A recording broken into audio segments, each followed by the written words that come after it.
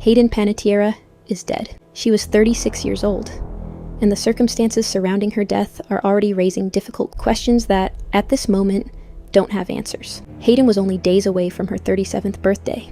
For millions of people, she was a familiar face from childhood. She became a star as Claire Bennett on Heroes, later played Juliet Barnes on Nashville, and appeared in films including Remember the Titans and the Scream franchise.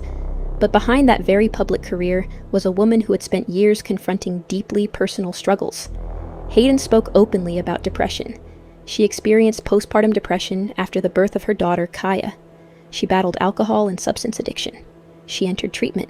She struggled with the devastating consequences of those battles, including eventually relinquishing custody of her daughter to 𝗂𝗂's father, 𝗪𝗪𝗪 𝗪𝗁𝗪, while she worked on her recovery.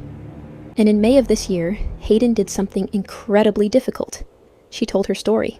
Her memoir, This Is Me, A Reckoning, laid bare some of the darkest chapters of her life, including addiction, depression, relationships, and domestic abuse.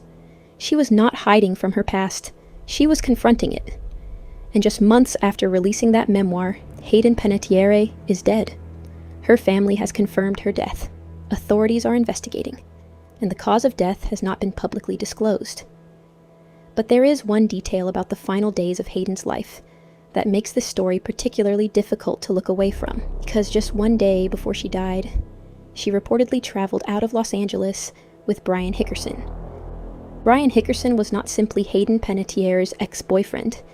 He was a man with a documented history of violence involving her.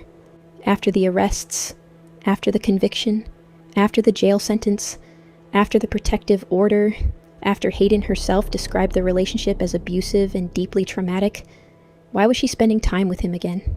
She had already described what that relationship did to her. She described the fear, the humiliation, and the psychological damage that followed. And we're talking about the same man being with her again, right before she died. Because on August 15th, Hayden and Brian reportedly flew out of Los Angeles together. And then, one day later, she was dead. Why was she with him? Why, after everything she said he put her through, was she traveling with him the day before she died? Right now, those answers haven't been made public. But these are the questions everyone should be asking. Because Hayden told us what she survived. We know who she was with immediately before her death. And now there is one thing we don't have: an explanation for what happened in between.